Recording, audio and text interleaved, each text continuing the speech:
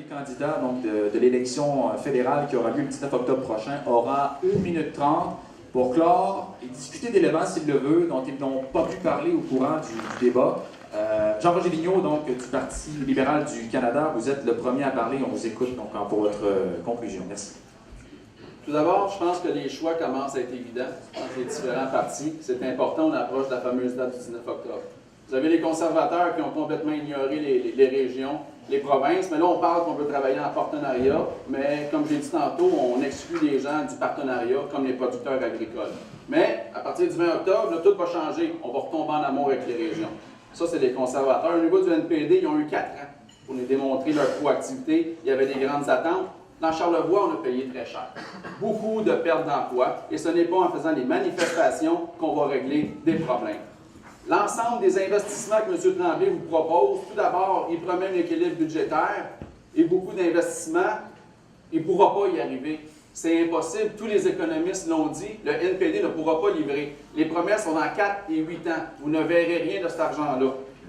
4 et 8 ans dans Charlevoix, c'est trop. C'est immédiatement. C'est pour ça que le Parti libéral du Canada veut investir, veut aller vers 3 déficits qu'on est capable d'éponger qui est très bas, avec des taux d'intérêt très bas, où ce qu'on a un endettement très bas également. Donc, investir dans nos jeunes, dans nos familles, dans l'emploi pour les jeunes, dans la formation, dans les aînés, supporter nos anciens combattants. On n'a pas parlé des anciens combattants. On les envoie à la guerre, on ne s'en occupe pas après.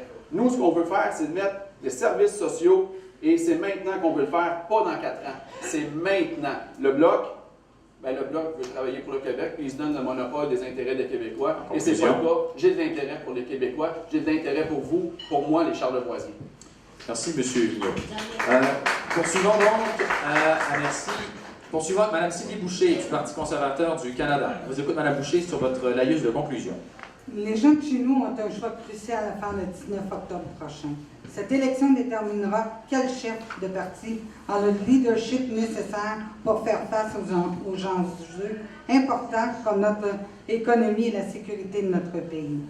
Un seul leader a un leadership qui a fait ses preuves en une économie plus forte et un Canada plus sécuritaire, et c'est le premier ministre Stephen Harper. Il est le seul chef qui s'est tenu debout et qui mettra en place dans les premiers 100 jours de son mandat un projet de loi pour le serment de citoyenneté à visage découvert. Une majorité de Canadiens est d'accord avec nous, c'est gros bon sens. Le NPD et les libéraux ne comprennent pas cela, ils sont déconnectés. Au sein même de leurs partis respectifs, des voix s'élèvent en ce sens. Depuis plusieurs semaines, je parle d'économie, d'emploi et de sécurité aux 4 coins du comté. Je suis convaincue que plusieurs de mes concitoyens vont réaliser qu'on est plus conservateur qu'on ne pense au Québec. Mon nom est Sylvie Boucher, j'espère compter sur votre appui.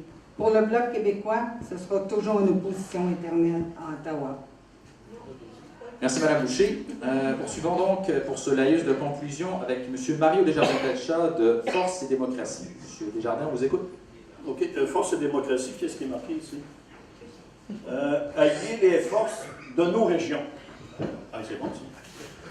Bon, moi, là, j'aurais pu vous faire tous les discours de politiciens, j'aurais pu avoir une pile comme ça, j'aurais dit toute la même chose que tout le monde. Hein? Ça aurait été plat. Alors, moi, ce que je veux dire, c'est que Force et démocratie s'engage à travailler avec tout le monde, hein? Principalement pour les régions. Parce que les régions à l'intérieur du Canada, ils sont oubliés. Puis pour ceux qui pensent que le parti Force et démocratie est un parti seulement au Québec, on a un candidat à Peterborough, on a un en Nouvelle-Écosse. Mais, comme je l'ai déjà dit, et je voudrais le redire, on a des nationalistes, on a des fédéralistes, nous autres, on a des régionalistes, et moi, nationaliste aussi. Mais ça ne veut pas dire que je suis un indépendantiste, c'est pas pareil, mais on ne rentre pas là-dedans. On est tous des bons gars, il n'y a pas de problème.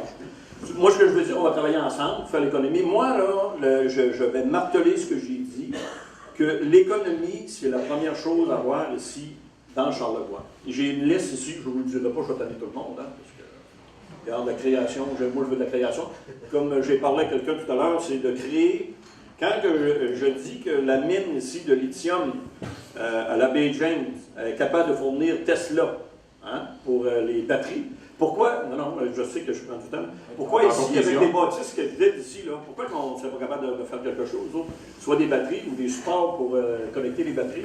On est moins intelligent que les autres? En conclusion. En conclusion, si on se sert de qu'est-ce qu'on a en région ici, avec la débrouillardise et l'intelligence des gens du coin, on est capable de s'en sortir, puis on va continuer d'attendre l'argent du gouvernement. Merci, M. Desjardins. Poursuivons avec M. Jonathan Tremblay du Nouveau Parti démocratique pour cette conclusion de débat. Merci. Oui, merci Louis.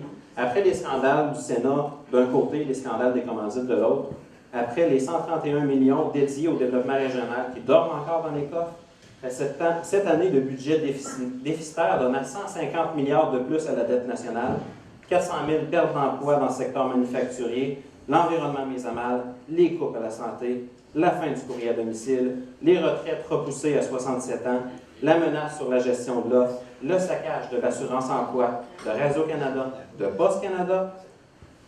Les conservateurs ont adopté la doctrine diviser pour mieux régner. Les Charlevoisiens méritent mieux.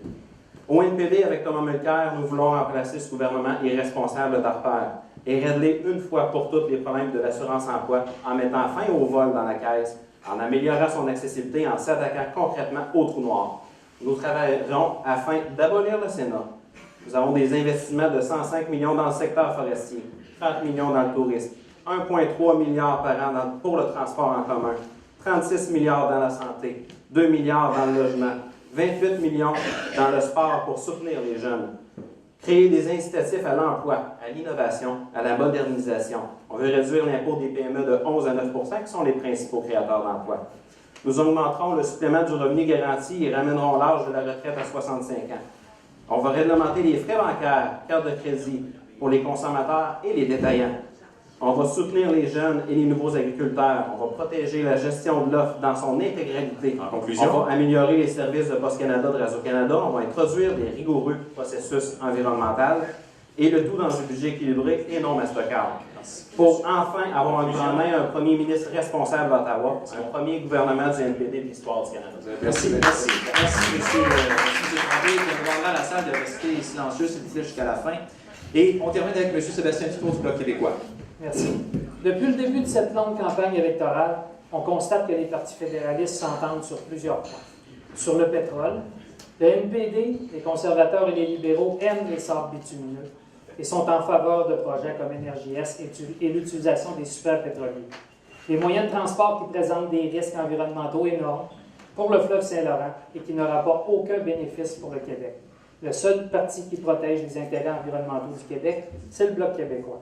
Sur l'assurance-emploi, vous avez entendu les fédéralistes vous exposer comment ils allaient continuer de piger le plus subtilement possible dans la caisse d'assurance-emploi.